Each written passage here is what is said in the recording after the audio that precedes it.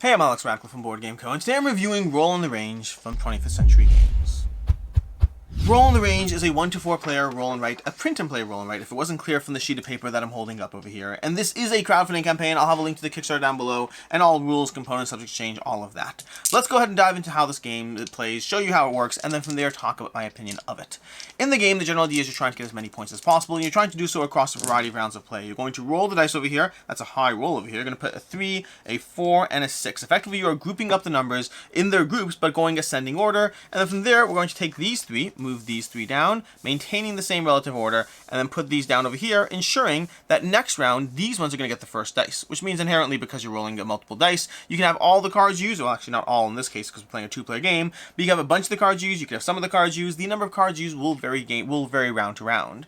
Now in the game, you're rolling dice equal to 2 times the number of players, plus 1, and then you're going to draft 2 dice each, and then have something happen with the last die, meaning effectively you're going back and forth taking turns. So right now, let's just go ahead and show you how a round works, and slowly talk you through how this plays. But because I'm currently the first player, I have the start player card, I'm going to select one of these dice over here, and because I want this right now, I'm going to grab that, and I'm going to mark off 2 of these boxes. Over here, this State Fair means you can mark off 2 boxes on the State Fair track.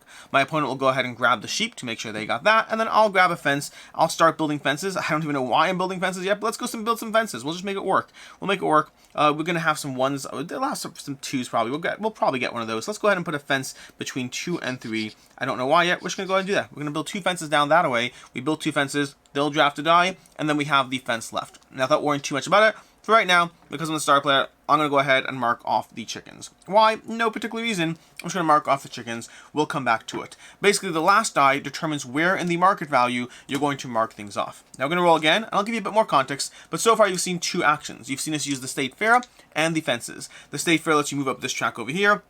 The fences lets you put fences on the board. We're going to roll the dice and then put down 2 2s, a 3, and 2 4s again. Once again, maintaining that order. We're going to continue the cycle over here, move these down, put this down over here, and then put these down here, and then boom, there we go, ready for the next round.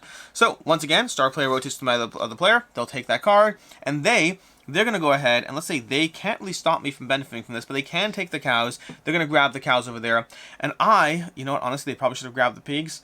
I'm going to go ahead and grab the pigs over here. So I'm going to grab a pig over here. I'm going to mark off a pig in one of these boxes. Now, when you grab an animal, you have to put it in the column matching the number as you grab it, which means right now the pigs are a 4. But in other rounds, they might be a 2, a 6, whatever. So right now I'm going to take that. I'm going to mark it down over here. And I'm going to draw a pig over here. Why over here? I'll show you in a second. We're going to draw a little pig. The shapes are nice and simple to draw. They made them very easy to do. We have our pig over there. And now because we drew it in a box with a coin, we're going to go ahead and give ourselves a coin. And I'll give myself a...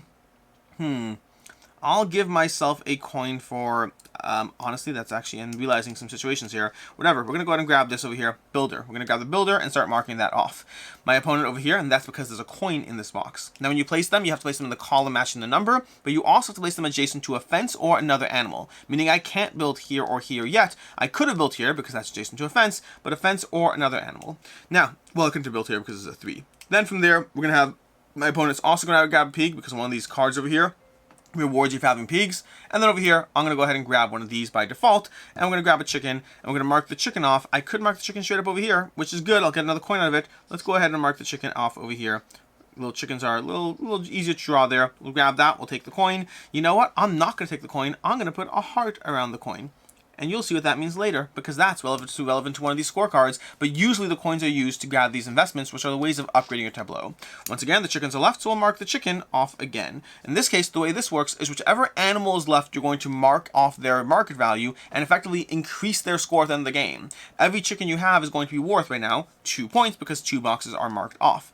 Now that happens with whatever animal is left, but if it's a fence or the State Fair, then you go ahead and mark the one that has the least, and if there's a tie for the least, then the start player chooses. That's how that works. I'm going to take the start player card back. We'll do one more round, and then we'll go through the actual rules of how everything works. So, one more time. Let's go ahead and roll. Let's see what we get. And we're going to go ahead and get. We have a 1, a 1. We have a 2, a 3, and a 4. So we have a few more options. I am start player, and I want to go ahead, and I want to get some coins. Can I get some coins? Well, what's in the 3 column? Nothing helpful. A fence. A fence in the 3 column. I could grab the chickens, but the chickens would go over here. I could grab the sheep. The sheep is not the worst. You know what? Let's go ahead and grab some sheep. We're going to take the sheep over here. You know what? Actually, I'm going to take the State Fair. So, State Fair, we're going to go ahead and mark this off over here. Now, because I got to the end of the row, that's going to be worth at least 3 points. You're going to get points for your State Fair depending on which row you completed. But also, those little baby bottles means I can draw an animal in any legal spot. To that end, I think I am going to go ahead and draw a pig. Pigs are worth 3 points per pig not on an edge. So I want to get my pigs out not on an edge nice and early so I can start getting points for them. That'll help me there. I don't get any coins because there's no coins in that spot, but I'm starting to expand my pig area. The other player is going to go ahead and grab, you know what, they might grab the State Fair as well. You know, they want some fences, let's pretend. They want fences, excellent. From there, I'm going to go ahead and grab one of these. What am I going to grab? I'll go ahead and grab the sheep because the sheep will allow me to put a sheep on one of these spots, and I'll put it next to a fence over here. So I'm going to draw out the sheep are the hardest for me to draw personally. I'm going to go ahead and do that. There we go. There we go. We got there and there and there and there. There's our little sheep. We got 2 coins, which means we've unlocked the builder ability, which means now whenever I take a fence card, I add 2 fences. I no longer draw 2 fences, rather I draw 4 fences, which makes that significantly better. And that's basically the way you play. You go back and forth. Maybe he chooses this. And once again, chickens are going up. That would actually be a really funny game because the game ends when one of these boxes has 5, which the 3 does creep up. The problem is as the 3 creeps up, they're more valuable, which means they're now picked. So the game does self-balance, so it usually doesn't end that fast. You have a decent amount of time to build things up as you play. Now, to cover the rest of the rules you didn't gather from all of this, just a few things to note. So as you mark the State Fair off, what you're getting is you're getting these baby bottles, which means you can have up to 7 animals that you can put down with a little bit more flexibility and freedom, but also you get points for whichever row you've completed, the highest row you've completed.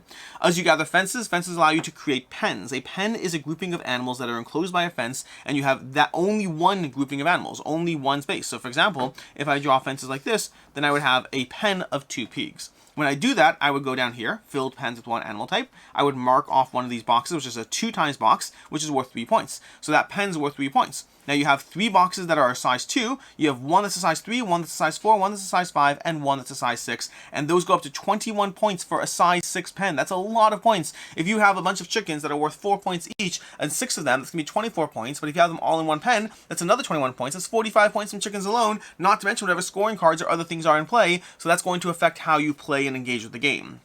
That's going to be this area over here as far as the filled pens.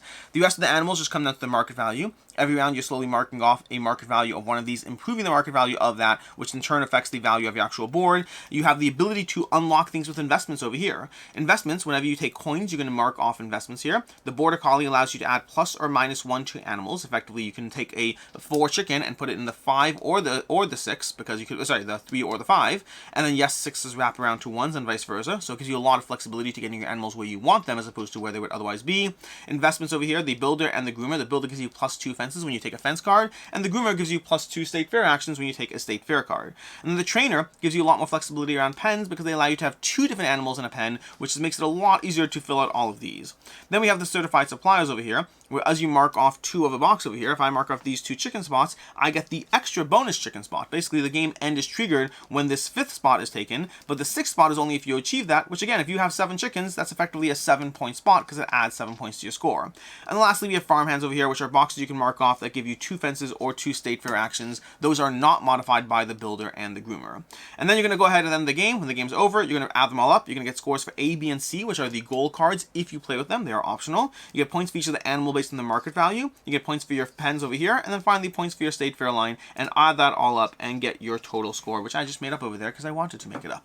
As far as the goals is going to be 8 goals, at least as of now. I don't know if they're adding more, Kickstarter, all that stuff, but right now the 8 goals they have, you're going to pick 3 game to game if you're playing with them, and they're going to give you different things to look at. So for example, just giving these 3 as an example, this one is earn points per sheep in your largest cluster of sheep. That gives you more of an incentive to build out a large grouping of sheep, whether or not there are fences in between. So you can get up to 20 points for up to 6 sheep. And again, you will already potentially get points to the market value. You already get points for if you put them in a pen, which gives you a lot of points. You can get like 70 points from sheep if you play this card right. Over here, the pig pit gives you 3 points per pig not on an edge space. So if you get pigs in the middle, you can get a bunch of points for your pigs over there. And the charity drive allows you to draw a heart around a coin instead of earning it. And depending on how many you do, if you did it up to 8 times, you'll get up to 20 points for not spending the coins, but instead just gifting them to charity as you go through the game. The goals are going to be variable as far as how you engage with them, so the different combinations of goals will give you a different puzzle to go through, and that is basically how you play Roll on the Range. Which brings me to my review, starting off with ease of play. Ease of play on this one is incredibly simple. The rulebook is like 3.5 pages long. It's not a ton to go through. You roll dice, you assign them to cards, you rearrange the cards to make sure you continuously have the cards rotating in play. You'll have the cards are shuffled before the game, but then after that they maintain the same relative positioning to each other. But then past that, you're just assigning dice. You're drafting dice player to player, alternating turn order, passing it around, all that stuff as you go through the game. And again, plays quickly, teaches quickly, easy to learn, plays in around half an hour, I'd say, and that's basically, it's easy to pick up game. As far as what I like, don't like, and can see others not liking, starting off with what I like, which is, to begin with, it's easy and quick playing. This game teaches very quickly, and you can get people up and running. It is an accessible roll and write game, very easy to dive into, but it's also satisfying to build out your farm. By the time you hit the end of the game, and it could depend because the market value does change how fast it will, scale up, but in general, throughout the course of a game, this is a game where I would say you're generally going to get, 80% of what you want done. You'll be able to get most of your farm complete, or maybe not complete the way you want it to, but you'll fill out most of the board, and then from there it's a question of diving into replay because you think you can more efficiently score your board. You can get those sheep next to each other more often. You can build out more fences and complete more pens. You can accomplish that state fair or focus on the goals. There's different ways to approach the same game, but you will get a lot done. It feels satisfying to build out that farm, to build out that, range, as it were. And you can get some really high scoring areas. Just that one example I gave, that sheep over here. If you have 6 sheep and you have them in a pen and you have a high market value for them, that's going to affect how you engage with the game. It's really satisfying to get those things that are worth chunks of points. If you have multiple pens, if you have the state fair with 25 points, there's things you can do in the game that'll give you lots of points, and it's rewarding to do so. This is a game that you can easily have a high score in the 130, 140 range, and it's satisfying to get large chunks of points from single areas. But it also forces you to re-examine the game. The goals specifically, the goals are a huge plus for me. Without the goals, this game would not have staying power for me at all, because without the goals, it would be a very similar game structure game to game, versus the goals force you to re-examine how you play. Again, even that sheep could go either direction. It could force you to heavily prioritize sheep, but it also can make you realize that other players are going to go for sheep, and rather than being caught in the rat race of fighting for those few sheep, which also, by the way, means if everyone's fighting for the sheep because of counting sheep, it means that the sheep won't be left over, and their market value will increase the slowest, only increasing from fences and state fairs when it's the lowest there. And so maybe sheep aren't the way to go. Maybe the presence of counting sheep means you focus on other things, so you're not caught in a rat race, and you can focus on that. The goals in play change how you encounter the game, how you engage with it. Even things like investments. One of my critiques of the game, which we'll get to shortly, is that I think the investments follow a fairly procedural path. But that changes if you're playing with Charity Drive, because suddenly there's an incentive to hold back a bunch of coins, and it changes the math on everything. And so the goals really give you a lot of variability as far as why you want to try again and engage with the puzzle, trying to experience different aspects of it.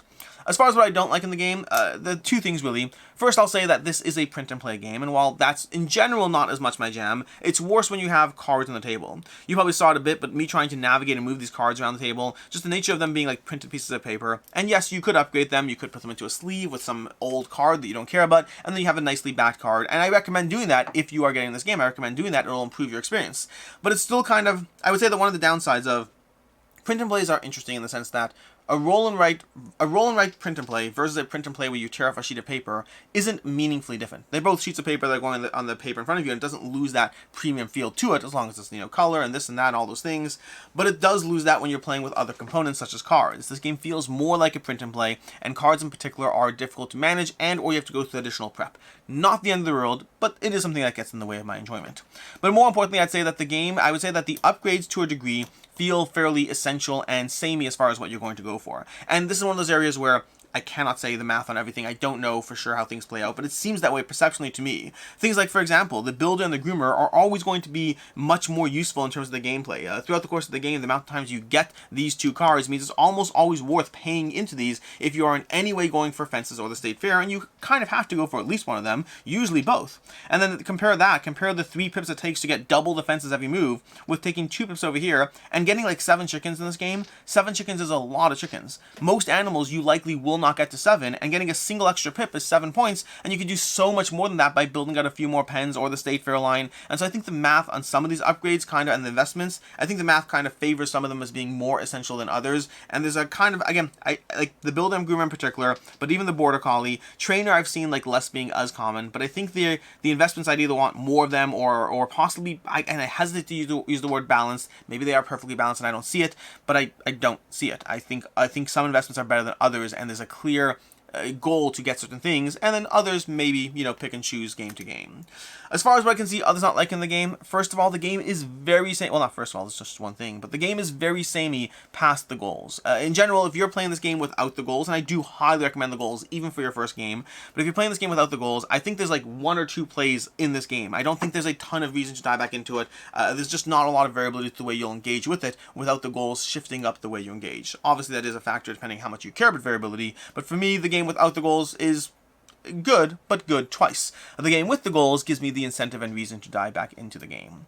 As far as final thoughts on Roll in the Range, I overall like this game. I find it a fun, simple game that's rewarding to go through and to build out your farm and to fill out, you know, large sections of pigs, and then to pay attention to the goals and the way those mix up the way you try to prioritize different things and build out your farm. I think that the goals, to me, like, I want them to double the amount of goals. I want double the variability in it. I want more. I want those to be the main reason why I continue to explore something like this, as far as why I want to build out my farm, why I want to upgrade and all of that. Overall, it is easy to teach, easy to play, easy to get into, and for me, it's a 3.5 out of 5 with a caveat. The caveat here is, practically speaking, I am someone who's not in the target audience of print and play roll-and rights. I theoretically want to print them out and play them, but I just don't necessarily do so. So it's a 3.5 out of 5 in terms of the overall mechanics and game state, while me still not being the target audience yet, until I finally one day get my binder out and start putting them somewhere where I can actually store them.